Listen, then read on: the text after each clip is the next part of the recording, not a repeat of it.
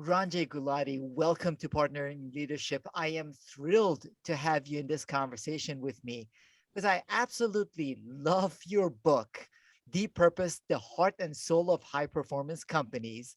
I've been spending so much time with it, most specifically because you share so many insights that help us reflect on how to actually materialize purpose, not the generalities of it, but the specifics of it.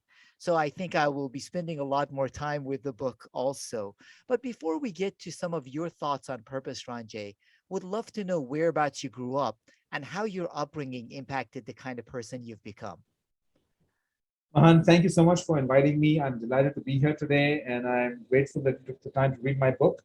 As an author of a book, you always want somebody out there to read it, and so I'm glad to be meeting you. Um, but let me dive right into your question. Every book, every author has a story. It's almost like books come out of you as a medium. You are sometimes, you write something not because of, I felt that I had to write this book. It was kind of something that the more I got into the topic, the more animated I got about that I have to write this book. I knew nothing about this topic 5 years ago. If you had asked me 5 years ago about writing a book on purpose, I would have said, you're crazy. For me, a company purpose or even individual purpose was an academic exercise. It was like an intellectual exercise. It was wallpaper, and so, but once I understood the topic, and it forces you to ask yourself, why am I excited about it? And it does go back to your childhood. So I grew up at home. My mother was an anthropologist come teacher, turned into a businesswoman through a series of accidents. And she was fascinated by tribal Indian women. And her belief was they have a very sophisticated aesthetic sense. That in the West, we think of these people as primitive. They're anything but primitive. They're very sophisticated people. As an anthropologist, she studied that. And then she came up with the business idea was she herself started wearing printed garments made with hand-printed fabrics that these women were making and wearing them. And then her friends would ask her, I want to get one like that. Where can I get it? And then she started this business doing that. Now, to do that at scale, she needed to help these villagers to scale up their printing operations. They didn't have money, no capital, so she started lending them money, teaching them business skills, helping them expand, showing them how to do it, etc., etc., etc. But it was kind of part of business. So I had this idea, and her purpose was very much about bringing Eastern rural aesthetics to the Western mind, to help connect, build bridges, but also build appreciation. But in that process, I guess I must have seen a purpose-driven business, a business animated by an ideal, not just by an idea. And so as I started digging into it, it made me come to realize my first encounter with this was when I was very young. And Ranjay, one of the things I love is that story communicates your exposure to purpose from early on in your childhood. I also appreciate the fact that you have the authenticity to share that maybe you wouldn't have viewed the need for organizational purpose the same way 5, 6 years ago. So you have learned and grown as a result. Over the past few years, what has helped you and driven you to an understanding the greater need for purpose on an organizational context? Well, I think, as an educator, I will tell you that I was uniquely privileged to be chairing our advanced management program, which is our senior leader program at Harvard Business School. And these are senior leaders from all over the world. They typically will be around 170, 180 of them from 40, 50 countries around the world. And it's a unique mix. They come on campus for 8 continuous weeks. They live on campus, no families, nothing. And they're in class 6 days a week. And most of them, average age is about 52, 53 years old. And to me, what I found most intriguing in that context was a challenge. Many of them, when they came at that stage and age, were interrogating their own purpose. right? We kind of reach that midlife stage, and you're 8 weeks away from work and life and family. So it naturally triggers a period of introspection. And I also put in place a coaching curriculum where each of them got a coach for 8 weeks to help them with that introspection. In that introspection would emerge what is my own life purpose? What is my purpose as a leader in my job and my career? And the next question was, what is my organization's purpose and why does it exist? I'm one of the senior leaders of the organization. Have we thought about that question? And they started asking me this question. And I would dodge and duck. I would dodge and duck these questions because I didn't really like it. So my students have been my biggest teachers.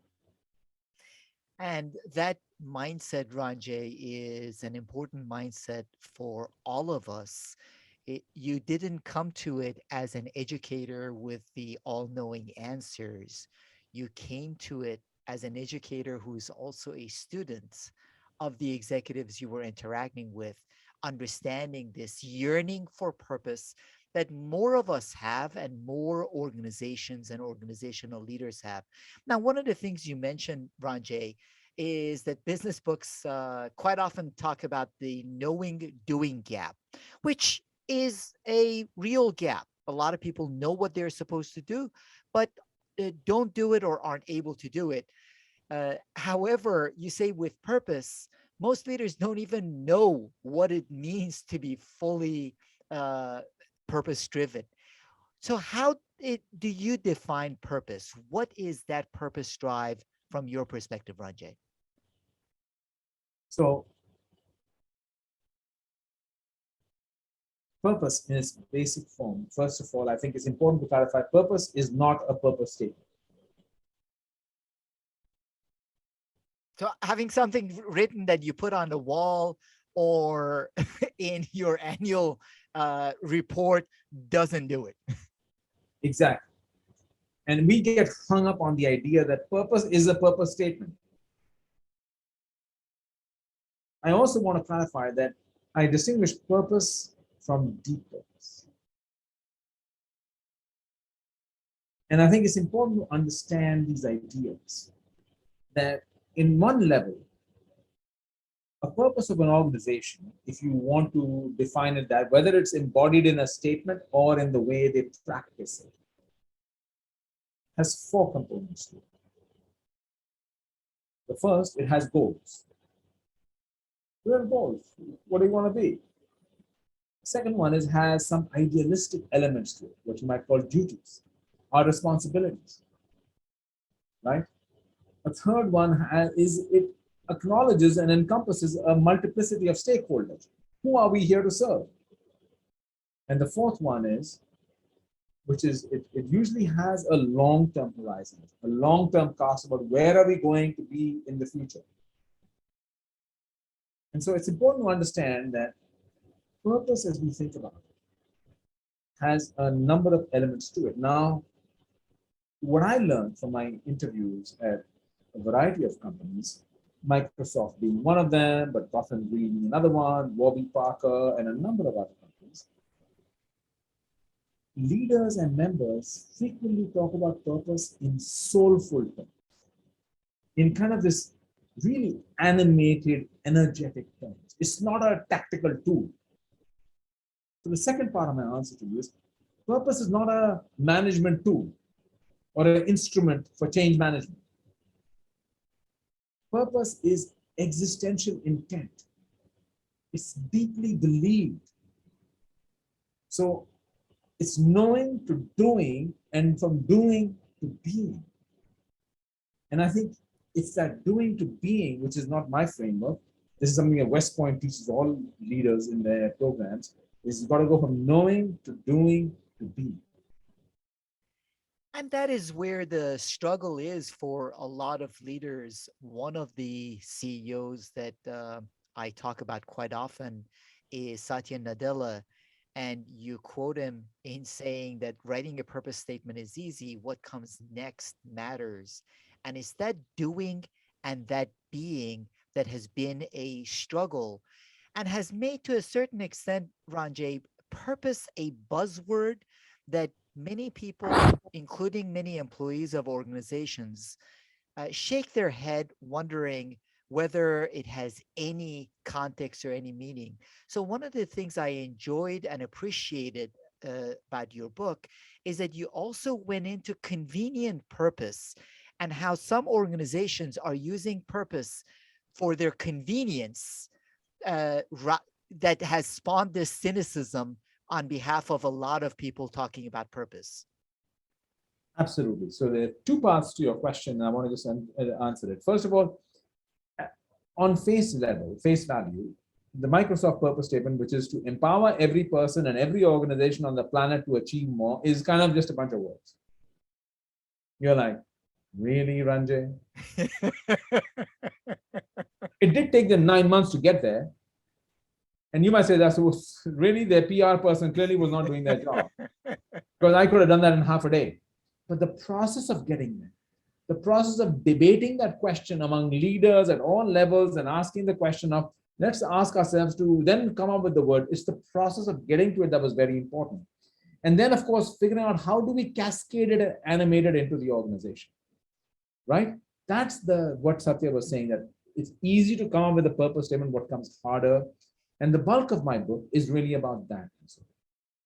Now, the second part of your question is the deep-rooted cynicism about purpose that is building up, rightfully so. In fact, Financial Times had an article titled "The Baffling Search for Purpose in a Purpose Statement." Right? And the cynics, there was another academic article actually written decades ago when they didn't even talk purpose statement, they were talking about mission statements. And it was by Christopher Barth. It was called Sex, Lies, and Mission Statements. And because you think about it, Theranos had a purpose statement to facilitate the early detection and prevention of disease and empower people everywhere to live their best possible lives. Purdue Pharmaceuticals, responsible for the OxyContin epidemic, paying fines and admitting guilt, said compassion for patients and excellence in science inspire our pursuit of new medicines. So when you listen to that, you can see why people have become very cynical about purpose. So, and that cynicism extends to, you talk about this convenient purpose and Facebook being a poster child of convenient purpose. It's one of the examples I hear also quite a bit about, in that a lot of times there's conversation about purpose being necessary for organizations to succeed. Facebook has been very successful, has been making lots of money. However, you also go into the fact that this is convenient purpose on behalf of Facebook. It's not real deep purpose. So look, anybody can make money with a fantastic business model, right? The question is the opportunity space they leave behind when what they could have done if they had a purpose too, right? So you can't fault them for having an amazing business model that they figured out. Unfortunately, their business model seems to conflict with members' expectations of privacy and how they expect to be treated, or their information is to be treated. I think the problem is companies engage in what is also called virtue cloaking, using purpose as a virtue cloak. So when you parade out a purpose, especially when you're in Congress in 2016 and you say, to give people the power to build community and bring the world closer together. Imagine if they had actually done that. Imagine in 2016 if they had actually done that, would they be a better company today? Would they be an even more profitable company? I just don't know the answer. I'm just doing a thought experiment with you. Would they be a worse company today? Would they be making less money today? Would they be like in their earnings and profitability in the absolutely down the toilet? I don't know. I don't think so.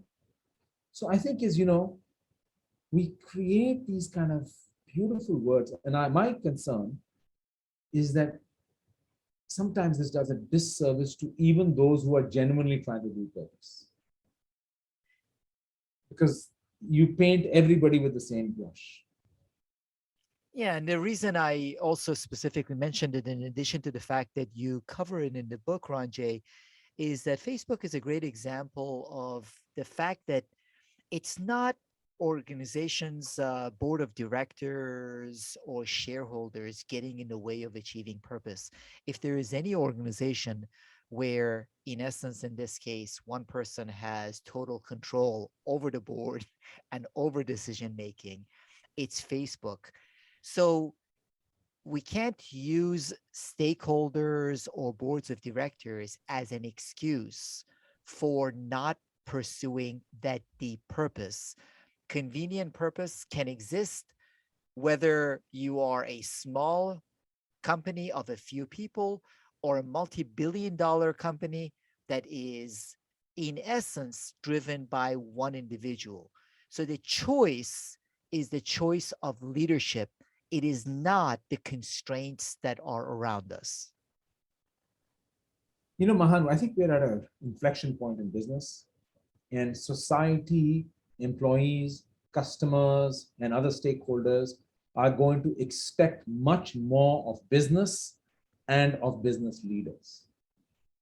In the world where information transparency is only growing, of course, misinformation is also growing, but I would like to believe that there is going to be greater transparency, and leaders and businesses are going to be held more accountable for their actions and choices, but also their non-choices. Being silent or neutral is getting harder and harder for business leaders to do. That I can sit on the sidelines and say, well, that's not really what we do. We're a business company. We don't have to get involved in these social political issues.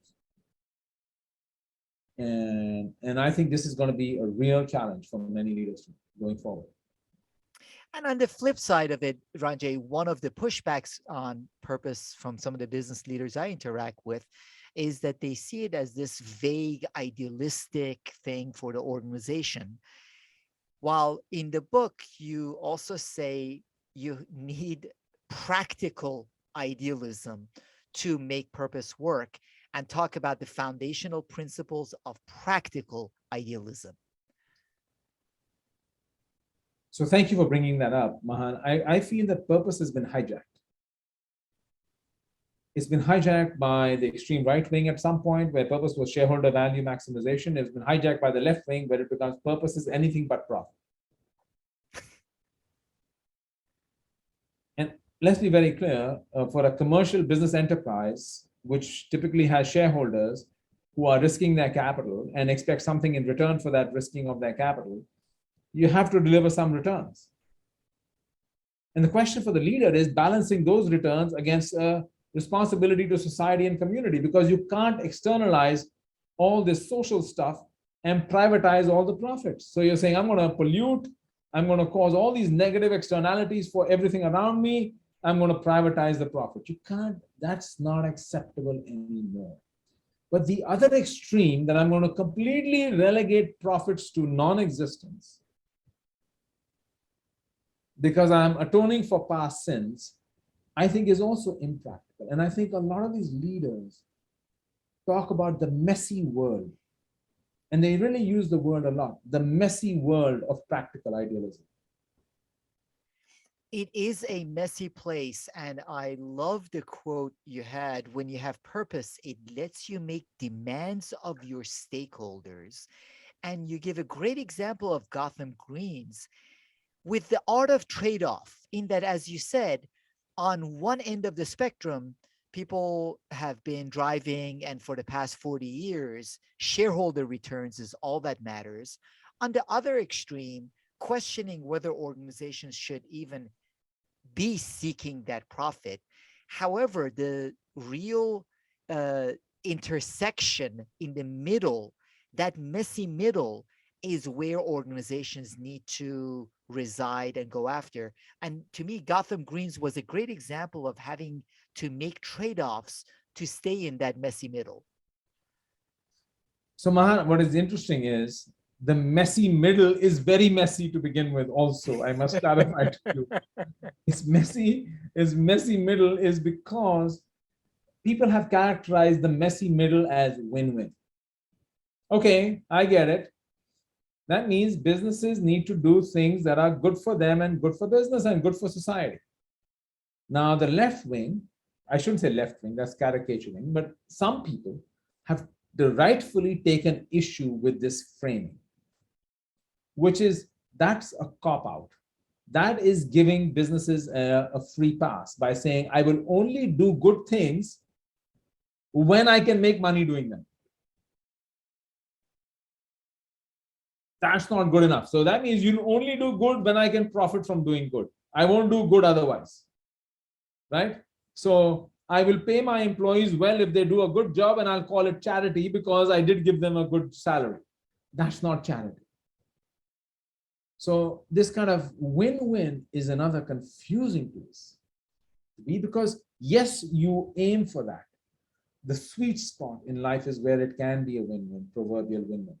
But what about the messy spaces of where it's good for economic but not for society, or it's good for society and not for my economics? That off diagonal space and holding on to that space, living in the tension of being in those boxes as well, is what leaders need to understand how to do. And purpose gives you a frame of reference to navigate your way through that. And that is so important, Ranjay, in that this win-win kind of thinking in with respect to purpose is part of what gets in the way, because it makes people more skeptical of whether organizations actually will care enough to be purpose driven.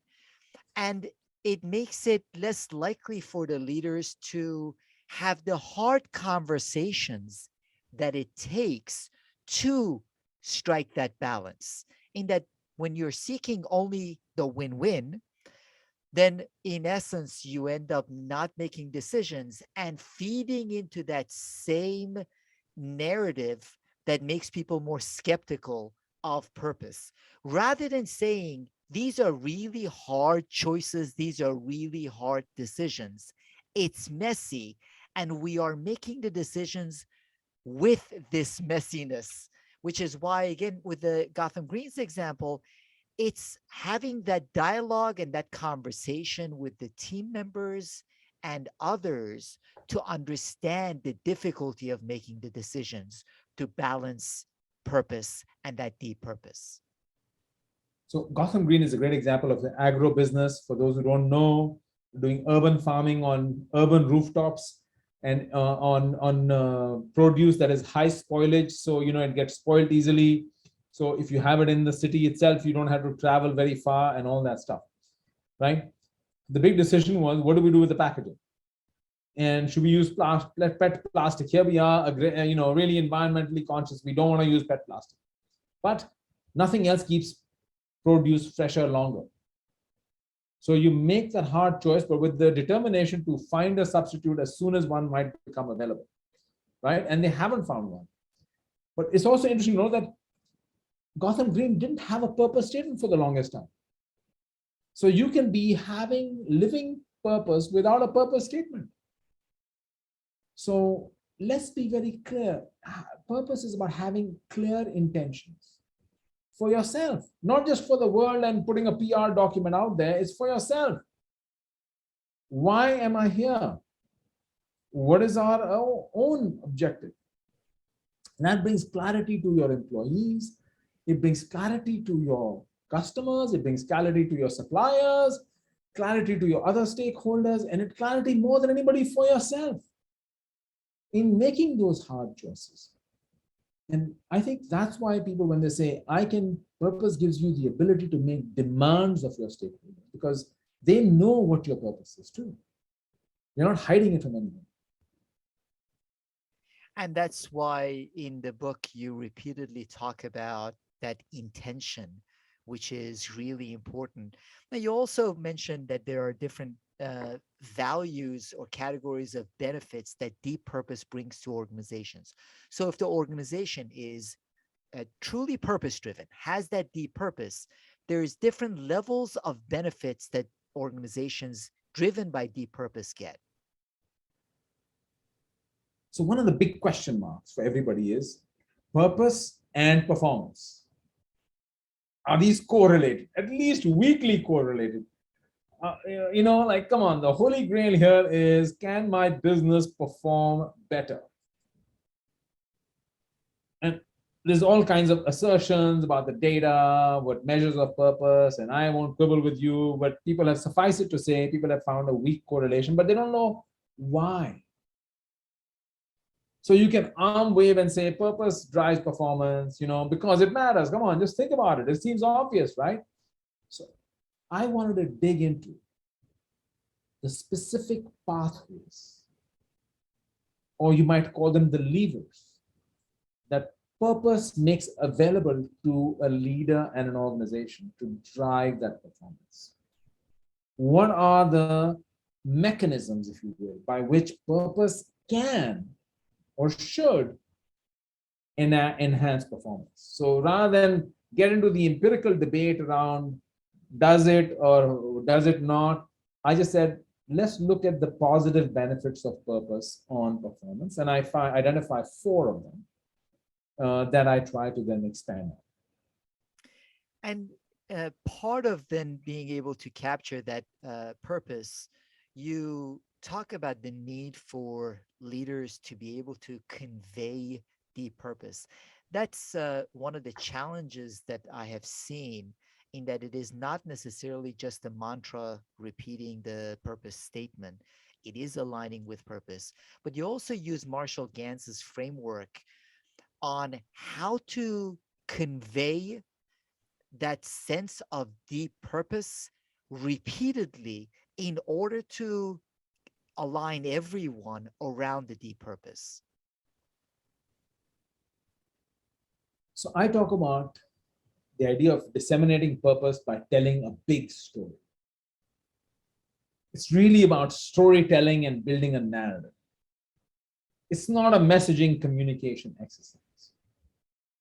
And for those who don't know Marshall Ganz is a former political organizer who looks at how political activists mobilize masses around a cause.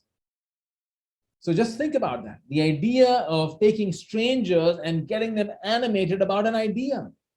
So you can see why, when I was looking at how companies and leaders are doing it inside their organization, and I saw what he had done, there was a resonance, because these leaders who are trying to infuse that purpose into the organization, this is not a communication PR exercise. You're trying to capture people at their emotional level. It's not a head only conversation, it's a heart conversation. You're trying to get them to deeply believe in a common cause. And that takes a certain kind of skill and how you do that. And I found a number of very impressive leaders who did this masterfully. And to appreciate what they did, I went and interviewed people on the receiving end of their message. I didn't just talk to them. I wanted to talk to the other side of people as well. And you use the different examples in your book also, which I really appreciated. For me, as I reflected on the framework and what it has to do with purpose, I saw more of the most effective purpose driven leaders going through the process of effectively telling those stories of the self, stories of the us, and stories of the now. So it is really important for leaders to be able to do that, again, to be able to achieve that deep purpose. Now, there are a lot of organizations that might at some point or another be purpose driven, many instances in their starting stages. But purpose is something that needs to be focused on an ongoing basis. And you talk about purpose derailers. We've seen many organizations, including Boeing being one of the more recent examples of an organization which at one point was purpose driven. However, uh, pardon the pun, but flew off track with respect to their purpose. So, how can leaders avoid the purpose derailers and keep the organization consistently focused on that purpose? So, purpose is something like wallpaper. We can easily take it for granted. at some point it becomes kind of part of taken for granted, even in our own lives, right? Unless you remind yourself that, hey, why are we here? I'm not going to wake up every morning and say, why am I here? Good morning, Ranjay. Why am I here? It's just kind of like, okay, what have I got to do today? So the busyness crowds this out easily. And just the way it does it for us, this purpose, what I call a purpose decay. Purpose decays over time. And it happens to us in our own lives, but it also happens to organizations. And I think, and then the leader's job is to kind of, how do you jumpstart this back? So Johnson & Johnson is a great example, a company with a credo, which did this famous Tylenol response, then having a decade of crises and congressional testimonies and fines. And then they have a CEO, Alex Gorski, who comes and says, we got to challenge our credo. Why do we have one? Look what we're doing. So sometimes we have to jumpstart as a leader for ourselves and for our organizations. We got to like have a little shake up, like remind ourselves. Otherwise, the natural tendency is for it to decay over time. Most salient in small companies, by the way, where founders, when they leave or the company grows really fast, and you see this kind of purpose decay happen. And you also wrote an HBR article, Soul of a Startup, where you talked about some of those intangible somethings that those organizations have. And at a certain point, they can lose it. And that's why it's essential for that purpose to be an ongoing part of the thinking and the conversation, for it to be deep purpose, because over time it can decay. It's not one and done. It's not something that the leadership of the organization can put to the side. Absolutely, Mahan. And I think is, I saw this most clearly in the case of fast growth startups, where everyone has this nostalgic sense of the good old days. In the good old days, we could do this. In the good old days, we did that. And you're like, what were the good old days? I want to know, what were these good old days that you're so nostalgic about? And they will, oh, well, it was the culture and the foosball table. I'm like, no. That's not good enough for me. I want to pin it down. What are those good old days? And that's what led me to that article that you describe. And I think I touch on it in the book as well, where part of losing our purpose is what the good old days is also captured.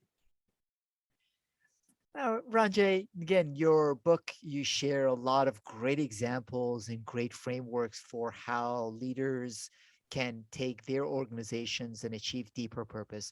You also mention a lot how this sense of purpose starts with the individual. In a lot of us as leaders and as individuals want to capture more of our own purpose. So, one of the things I would love to get your thoughts and perspectives on, both with respect to what we've experienced through COVID and with respect to the future of work, where in many of my conversations with leaders, they're having a very challenging time thinking about that future of work, both the alignment of purpose and how things will work out in the short to medium term. Would love to know some of your thoughts and perspectives about the future of work and how deep purpose can help organizations manage the hybrid future that most organizations that can access are seeking. So let's be very clear. We are facing a meaning crisis in the world today, right? I think COVID has forced many of us to confront painful death and loss, illness, directly, indirectly. We've seen it, we've read about it, we've watched it. And all this forces deep introspection about, why am I here? Our own mortality. And this need for meaning is greater than ever before. And you can see manifestations through the great resignation or the great reshuffle. You see the data kind of out there. And then the question also is that people expect more from their jobs. This idea that I can compartmentalize my life and have a day job and then have my life, which starts at 5 p.m. when I get off of work, I think is less acceptable. And by some estimates, the younger people even more so, that they expect even more. So as people want more coherence in their lives, what is it that we as business leaders are going to do to deliver that for them? And that's going to be a huge competitive advantage in the war for talent. Whoever can help people have a more meaningful existence through work. I think Kathleen Hogan, the CHRO of Microsoft, said it very well when she said, you don't really work for Microsoft until Microsoft works for you.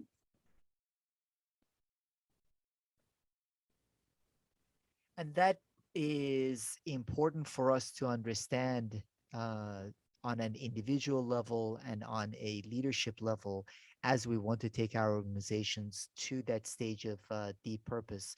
So, in addition to your own book, Ranjay, are there any leadership resources, practices that you typically find yourself recommending as the executives that you interact with on an ongoing basis, whether at HBS or just in your own work, seek to want to understand and become more purpose driven individually and in leading their organizations?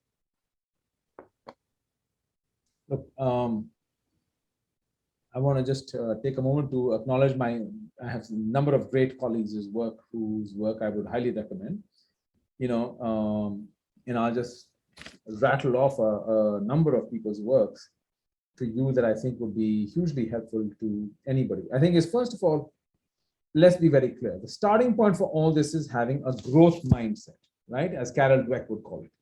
We have to have a growth mindset to be willing to expand our own thinking and challenge our own kind of beliefs and hypotheses about things. That's what I felt was very helpful to me. There's a number of great bodies of research. I mean, Bill George, my colleague, wrote about authentic leadership.